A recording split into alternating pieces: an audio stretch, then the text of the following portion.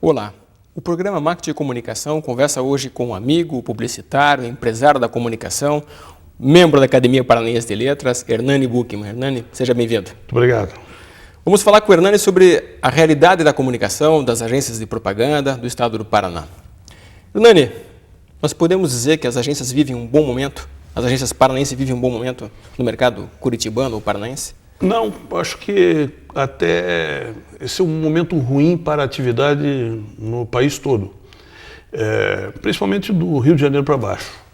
A atividade publicitária não anda muito bem das pernas, por uma série de motivos, né? Há 2 anos aí convivendo, primeiro aquela questão toda do mensalão, em que aqueles 2 paspalhões acabaram colocando atividade na página policial, e tem sido difícil para os publicitários conviver com uma situação de crise econômica. A gente olha assim e diz, mas o Brasil vem crescendo, de uma maneira geral, está havendo uma distribuição melhor de renda, portanto, há mais mercado na área de publicidade. Bem, isso não é uma verdade integral, né? Não é uma verdade por inteiro, porque nós temos aí o Nordeste crescendo mais do que o país, mas o Sul vem sofrendo bastante os efeitos da crise. O campo, né, a agricultura, de uma maneira geral, vem sofrendo já há algum tempo. A atividade industrial não tem crescido. O Sul tem estado num crescimento aí em torno de 0, o que faz com que a atividade publicitária, que é uma atividade de serviço, uma atividade terciária, acabe sofrendo. Há menos dinheiro para distribuir para investimentos nessa área. Portanto, as agências estão todas com suas estruturas muito enxutas e ninguém fazendo um grande investimento, esperando, porque nós sabemos que isso é um processo que funciona como uma maré, né? Agora estamos na maré baixa, mas voltará a maré alta com toda certeza.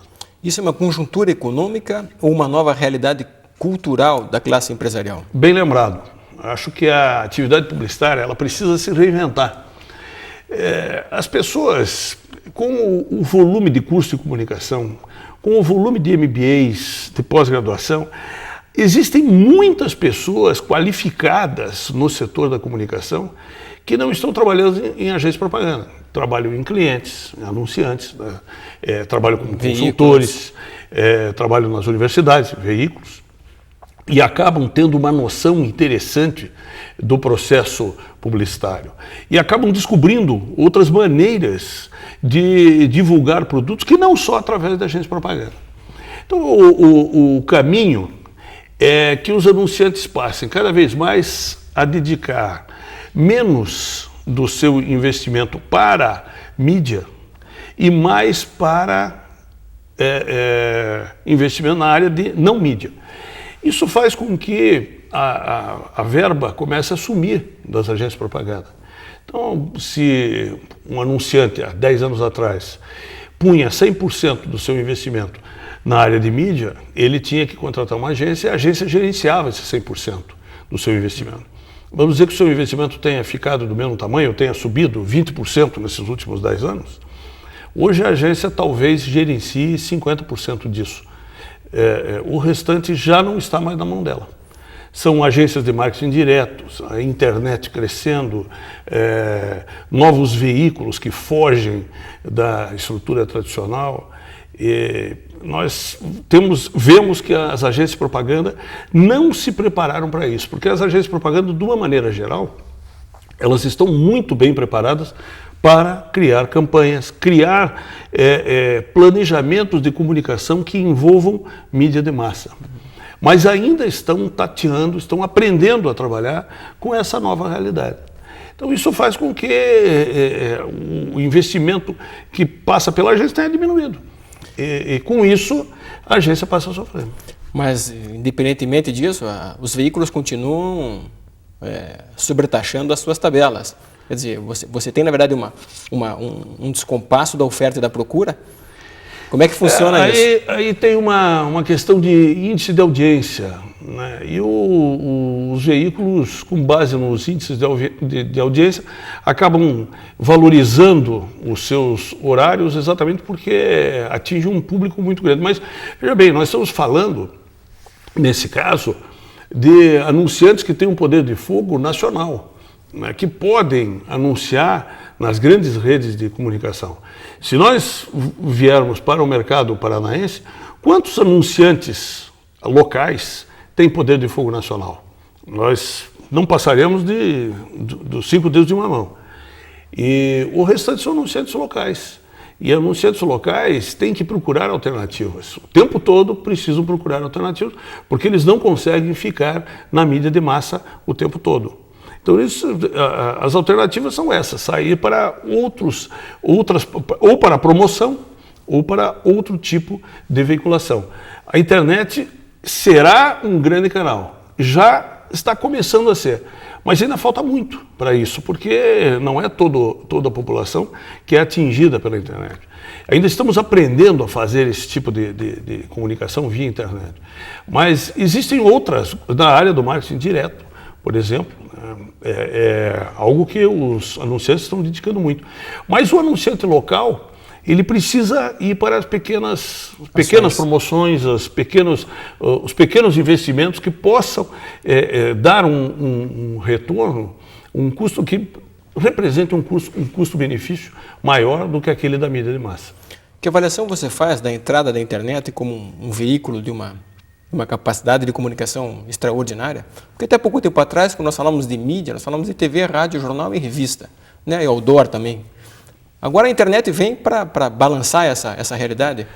Vem. A internet tem uma coisa interessantíssima, que é essa possibilidade, que eles hoje na área de comunicação se chama de marketing viral, que é essa capacidade de fazer com que as coisas se multipliquem, né, de uma maneira gratuita. Então, você vê, eu vi tanto a boa quanto a ruim. Tanto a boa como a ruim, né?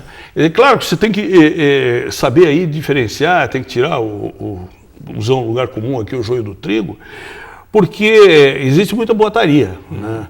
Ainda esses dias eu recebi de volta a mesma conversa da Nike, da Copa de 98 com o Ronaldo, uma conversa maluca que alguém inventou, e isso virou uma verdade no país durante algum tempo. Agora, aproveitando aí a derrota do Brasil, de novo contra a França, voltou isso. Mas, imediatamente, eu acho que as pessoas já estão tão cheias de Copa do Mundo e seleção brasileira que talvez só voltemos a ver isso daqui a 4 anos. Mas o que acontece com a internet é o seguinte: eu acompanhei esses tempos atrás o case da Pepsi, feito pela Almap em São Paulo, e que é um case muito interessante. A Almap começou a divulgar alguns filmes da Pepsi que foram ao ar antes e durante a Copa do Mundo via internet. Vamos divulgar primeiro, não vamos divulgar o filme inteiro, mas vamos divulgar a música. Divulga a música e faz a música girar. Contrataram alguns DJs de algumas rádios, divulgaram a música como se fosse um produto apenas musical e não publicitário. Depois acoplaram isso às imagens, divulgaram pela internet e só então eles foram para a grande mídia. Qual é a vantagem disso? Primeiro que as pessoas passaram a conhecer antecipadamente, já tinham opinião formada e geraram uma pesquisa gratuita sobre o produto, sobre a campanha. Quer dizer, a Pepsi e a Almap já sabiam que aquela campanha seria bem sucedida pelo resultado que estavam tendo pela internet. A internet é hoje um apoio na comunicação fundamental. Ninguém que faça comunicação pode dizer: olha, eu continuo criando uma campanha aqui, faço 3 filmes, 5 anúncios, um outdoor, um spot de rádio e boa noite para o gaiteiro. Morreu. Essa pessoa pode pedir demissão, vai trabalhar em outra coisa, abre uma lanchonete, uma cervejaria, mas, por favor, comunicação não se dá mais por esses canais, apenas. A internet é fundamental. Se você não tiver uma utilização efetiva para ela, você está perdendo um mercado fantástico. E principalmente um mercado gerado, um mercado que é composto por pessoas que estão entrando no mercado de consumo. Certo. Adolescentes, né, teenagers de uma maneira geral, jovens, que se comunicam pela internet 24 horas por dia. Nesse sentido também, o celular é muito importante, né? Ainda um pouco abaixo da internet como veículo de comunicação publicitária, mas ele é um veículo de comunicação já fortíssimo. Ele vai se transformar também num veículo de comunicação publicitária muito forte daqui a algum tempo. Hernani, nós estamos aí em plena disputa eleitoral. Você entende que as agências de propaganda precisam ter vocações para atender clientes públicos e clientes privados, ou isso se aprende no dia a dia? É interessante a pergunta, porque talvez a agência não precise ter, mas os donos de agência, eles precisam disso. Eu conheci muito publicitário brilhante que não conseguiu trabalhar com órgão público. Por uma deficiência, por uma série de cacuetes que trazia do atendimento à iniciativa privada. E conheci pessoas que tinham essa habilidade. Você trabalhar com órgãos públicos, você precisa saber o que vai pela cabeça do agente público, que é um político, é um agente político. E como agente político, ele tem uma sensibilidade muito interessante no seu relacionamento com o eleitorado. Então é preciso que você tome muito cuidado com certas coisas, você não tente impor algumas coisas que poderiam ser muito fáceis de ser colocadas na iniciativa privada e que para o político não funciona. Vou dar um exemplo aqui. Anúncios que contenham algum tipo de duplo sentido, não falo de trocadilho, mas um duplo sentido que permita, não só no texto, mas na imagem, que haja um entendimento diverso daquele que significa a mensagem principal. Na área pública, é muito difícil você passar isso, porque o agente político que naquele momento detém o cargo público, imediatamente vai dizer, mas se as pessoas pensarem nesse segundo sentido dessa interpretação, ele funciona contra, pode funcionar contra, há um receio no ar que faz com que fique muito difícil você tentar vender esse tipo de coisa. Então, é necessário ter uma sensibilidade para isso, né? E quem tenta impor esse tipo de comunicação se dá normalmente mal. Por isso, existe sim um certo tipo de agência que não consegue trabalhar com órgãos públicos. Um DNA diferente. Um DNA diferente. Porque mesmo que não seja o cidadão que interprete, a própria oposição vai fazer uso disso futuramente. Exatamente. E é muito perigoso. Você na área pública você tem que tomar muito cuidado exatamente por isso, porque você sabe que aquilo que está colocando no ar está sendo gravado e vai ser utilizado no próximo horário eleitoral. Contra ou a favor. Hernani, vamos fazer um rápido intervalo? O programa Marketing e Comunicação volta já, é só um instante.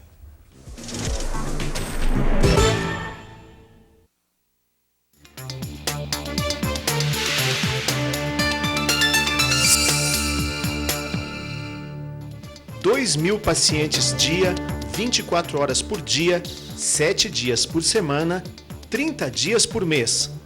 O HC atende somente pacientes do SUS, efetuando mais de 1 milhão de procedimentos médicos por ano.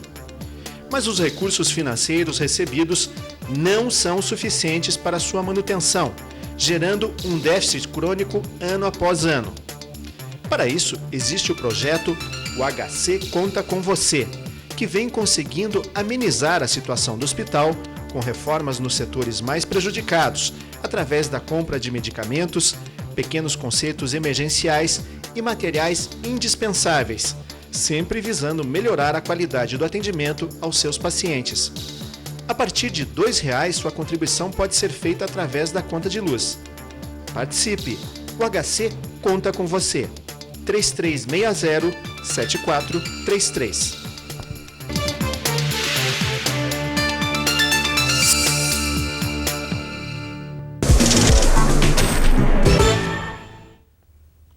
O programa Marketing e Comunicação conversa hoje com o publicitário Hernani Buchmann. Hernani, a comunicação, a publicidade sempre esteve envolvida com criação e não dissociado disso com polêmicas. Você esteve envolvido em campanhas altamente polêmicas, como a campanha do câncer de mama, a campanha do Braulio. Conte para nós o que isso trouxe de bom e o que trouxe de ruim a criação dessas campanhas. Olha, a campanha do câncer de mama, feita para o Ministério da Saúde em 1989, é uma das campanhas com maior recall que eu já participei, porque é aquela campanha da Cássia Kiss, em que ela faz um autoexame no seio. Foi o primeiro seio nu na televisão brasileira. Isso em 89? 89. Hoje é uma coisa corriqueira, né? Naquela época foi um choque. A Cássia Kiss fez a campanha com maior sentido de cidadania e ficou ela também como um símbolo da campanha. Isso nós fizemos, foi a primeira grande campanha que eu fiz na Master, a agência que eu fundei com o Antônio Freitas em 89 e da qual me desliguei em 95. Mas antes de me desligar, ainda tive que passar talvez uma prova final, né? Que foi a campanha do Braulio também para o Ministério da Saúde.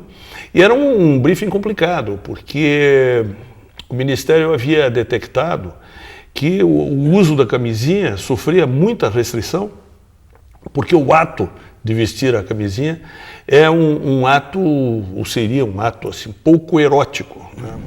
E que criaria ali naquele momento, vamos dizer assim, a curva entraria na descendente. E pediu que nós criássemos uma campanha que mostrasse que o fato de vestir a camisinha no membro masculino poderia ser algo erótico também. E para isso nós começamos a trabalhar e resolvemos então mostrar um falo, um tamanho exagerado, e alguém que conversasse com a câmera mostrando aquilo. Mas aí sentimos a necessidade de nominar o falo. E trabalhamos com muitos nomes. E um dos nomes que foi trabalhado foi o Braulio, uma ideia até do Vinícius Zamora, hoje empresário de comunicação em Minas Gerais, mas naquela época era um dos criadores da Master. E o Vinícius dava esse nome de Braulio ao seu próprio membro durante a juventude. E nós gostamos do nome, achamos que Braulio era um nome que não tinha nenhuma... Sugestivo. Não tinha nada contra. E fizemos a campanha, o Ministério aprovou, fizemos uma série de pesquisas qualitativas, grupos de discussão que o Braulio passou com louvor. Com louvor, né? E a campanha foi lançada, e qual não foi a nossa surpresa ao ver que, de repente, até uma Associação Nacional de Braulios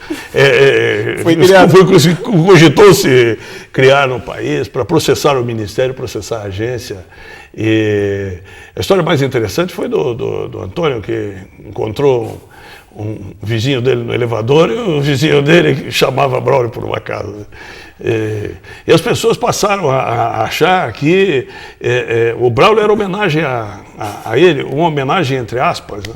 Foi uma situação complicada, durou uns 30 dias para conseguirmos o Antoninho pilotando essa repercussão toda na mídia. Foi uma situação realmente difícil, mas é uma campanha que ficou aí marcada até hoje como a campanha do Braulio. Até que ponto isso, na verdade, acaba contribuindo com a própria campanha? Porque essa polêmica, isso faz parte do dia a dia das pessoas, eles comentaram no trabalho, em casa. De que maneira isso contribui ou prejudica a própria... Olha, campanha que não gere polêmica, campanha que não gere um mínimo de interesse, algum comentário que seja, é uma campanha ruim. Então a campanha do Braulio foi uma campanha muito bem sucedida. Hoje já não se cogita mais fazer esse tipo de campanha porque o processo de disseminação da camisinha está bem assim, colocado, né? Mas ainda não se pode descuidar muito disso, porque se o volta e meia tem que fazer um reforço. Agora, aquela campanha teve o mérito de ser a pioneira nesse tipo de abordagem. Assim como eu tive um outro problema também com a campanha de um ano de criação da Get, que foi minha agência em seguida, logo depois da Master, E que... A agência criada em 95. A GET foi criada em 97. 97. A campanha de um ano da GET, em setembro de 98, também envolveu uma outra polêmica, porque, você lembra, era um outdoor com um menininho de 1 ano de idade, com o pinto duro. Né? Ele dizia assim, GET 1 ano, só dizia isso. E aí, por culpa muito mais do criador, que resolveu se colocar numa posição de não explicar como aquela foto tinha sido feita, aquilo gerou uma série de confusões. Quer dizer, o pessoal do Estatuto da Criança e do Adolescente, a Liga das Senhoras Católicas, a Liga de Defesa da Moral e dos Bons Costumes e tal, que sempre aparece nessas horas, acabaram aparecendo, pediram a abertura de um inquérito policial, foi aberto, com a alegação de que o menino tinha sido manipulado num estúdio de fotografia para ser batida a fotografia. Ora, não aconteceu nada disso, né? Simplesmente houve a manipulação por Photoshop, né? E que é um recurso muito comum, um efeito de computador. Né? E a mãe da criança, que acompanhou a criança no estúdio, jamais permitiria que se fizesse uma manipulação da criança. Não, pelo contrário. Mas acontece que o criador da campanha, procurado pela mídia, resolveu achar que era uma grande estrela, não vou dar informações sobre isso e tal, e gerou todo o processo. Ao final, o processo foi arquivado, porque o próprio promotor pediu o arquivamento, alegando que o país é muito permissivo, e junto com o seu parecer, ele colocou uma página de jornal com aquelas moças de programa que anunciam suas habilidades diariamente, e um CD com a música chamada O Pinto do Meu Pai Fugiu com a Galinha da Vizinha. E alegou que num país permissivo como esse, não se podia partir para uma situação moralista como aquela que essas pessoas estavam querendo, de uma maneira até falsa, postiça, né, criar. E o juiz acabou aí pedindo o arquivamento da situação. Mas de tal maneira isso me marcou que membro masculino em campanha publicitária, em agências que eu tenha participação, jamais. Tá certo. Hernani, saindo da questão aí da graça para a sensibilidade, a GET é a agência que criou e doou a campanha para o Hospital das Clínicas. O HC conta com você. Conte para nós das razões dessa campanha ter se criado desse jeito, né, os resultados que essa campanha trouxe. Está no ar até hoje, a TV da universidade frequentemente exibe e pede o telespectador ajuda. Explique para nós como é que essa campanha foi criada. Essa é uma campanha muito interessante. Nós fomos procurados pelo pessoal da universidade e pela FUNPAR. E a própria reitoria da universidade, naquela época, nos chamou, disse, olha, precisamos de uma campanha que tente fazer com que as pessoas se sensibilizem com a situação do Hospital de Clínicas. E aí a universidade treinou pessoas para que fossem às casas dos curitibanos em geral, solicitando a sua colaboração. Aí, numa parceria com a Copel, isso era debitado, ainda debitado diretamente na conta de luz. E essa parceria Copel-Universidade precisava de um lado visível, né? Nós criamos a campanha exatamente com base nisso, né? Era como se a pessoa estivesse olhando pelo olho mágico, né? Então era um HC Conta com Você, até deformado pela visão do olho mágico. E os estudantes que foram treinados para ir buscar essa contribuição usavam aquela camiseta. A campanha entrou no ar gratuitamente na Rede Paranaense de Comunicação, mas ela saiu depois de 60 dias e não voltou mais ao ar na mídia de massa. Hoje ela é vinculada apenas pela TV da universidade, mas ela sempre deu muito resultado. Então, já no primeiro ano, nós terminamos com algo como 35 mil pessoas colaborando mensalmente, com quantias que iam de R$1 a R$5. o que gerava, naquela época, já nos primeiros 2 meses, começou a gerar algo como R$60 mil por mês, e cresceu um pouco mais, uma campanha que nesses últimos 5, 6 anos já deve ter trazido para o Hospital de Clínicas mais de R$5 milhões.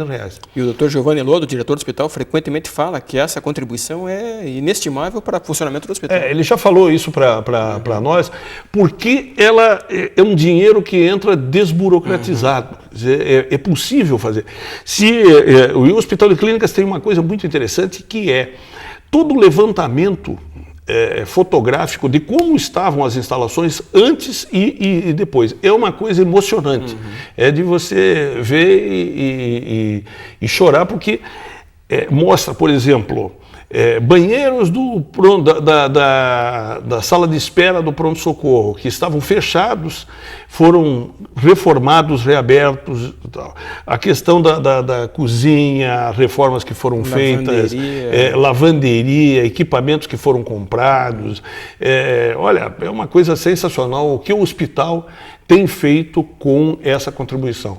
É seguramente a campanha assim, que me deu mais satisfação como cidadão de ter participado até hoje. Que bacana. Hernani, infelizmente o nosso tempo está acabado, está se esgotando, e eu quero deixar aqui o espaço aberto para futuras conversas. Foi um papo extremamente agradável. Muito obrigado. Agradecer a tua contribuição com o hospital. Muito obrigado. O programa Marketing e Comunicação fica por aqui. Nos vemos na próxima semana.